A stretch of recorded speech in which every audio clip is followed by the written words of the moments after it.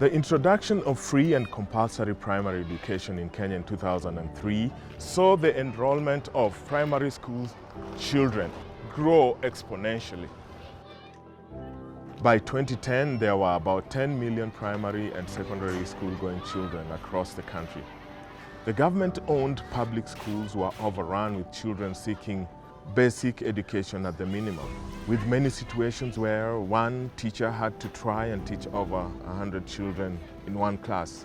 Public school education became untenable for many parents who wanted their children to have quality education in a conducive learning environment.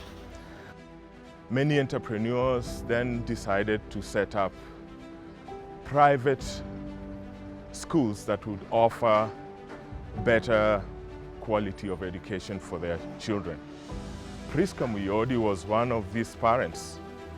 She, together with some friends, decided to set up a small school that would be able to meet the needs of parents who wanted to give their children this basic education. While governments the world over are charged with the responsibility of providing decent basic and secondary school education for their populace, in Africa, with the extreme levels of poverty, social challenges, and overwhelming needs, this is simply not possible.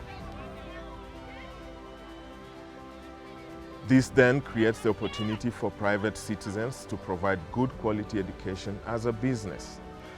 In many cases, this provision has been achieved, but at a price that is well beyond what many average middle-class Kenyan families can afford.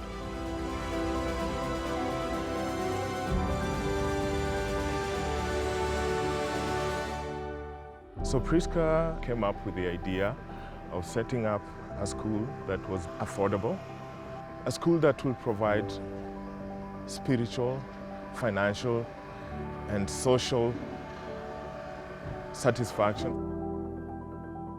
Welcome to the Educor story. Hi.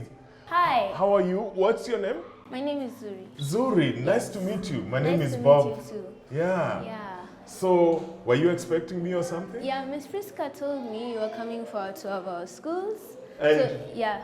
you want me to follow you? Yeah, All yeah. right. And what is this place, Zuri? This is like basically the class for the younger children.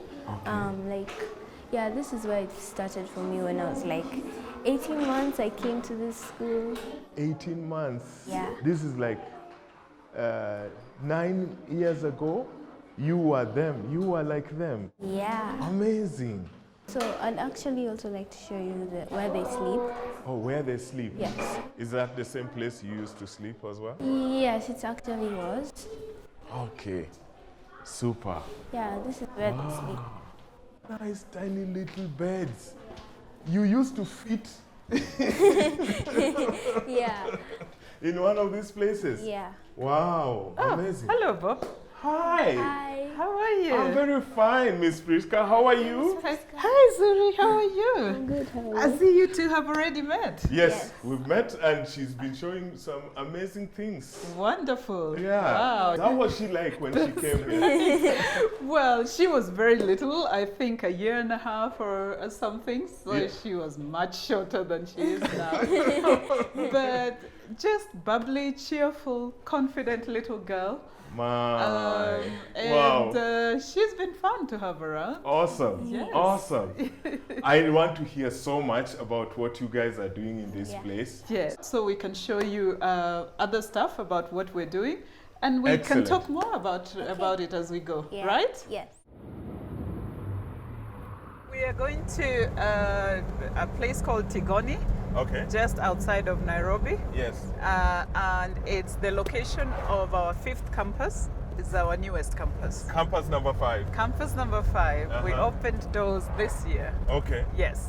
Great. Why did you come so far away from the city center? Well, look at this, Bob. It's the beauty of it, you know, and the fact that it's 5 minutes drive from the nearest suburb, so Okay. the children can come from their suburb and come to such a natural environment, enjoy their day learning, and go back home.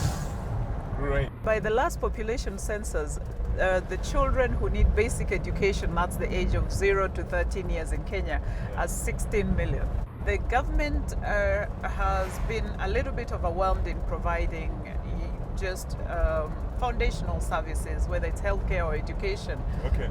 So, Bob, you find that if you go to a typical government school in Kenya, one teacher has about 100 children in class. Wow. So the system is overwhelmed Yes. in that regard. Yes. And so a lot of private providers have come in to fill that gap. Yes. Yeah. We constructed this during COVID.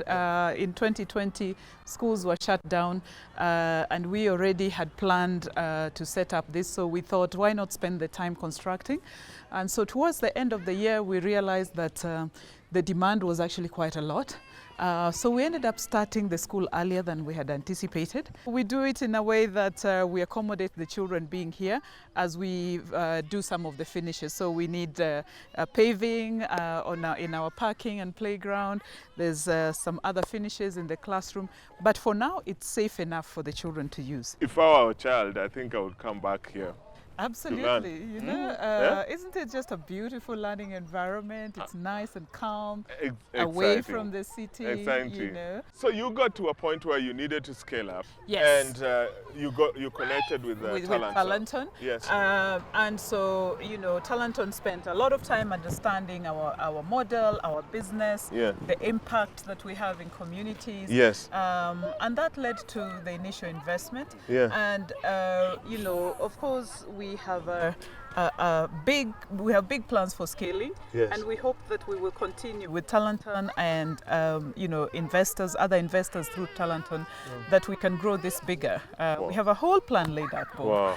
We want to nurture greatness and godliness in our learners. So Bob, our schooling system, the public schools, can be so overwhelmed. Yes. That you find for the private providers then have to step in and fill the gap. And so it's important for us to, even though we're stepping in to fill a gap, we do it really well. Super.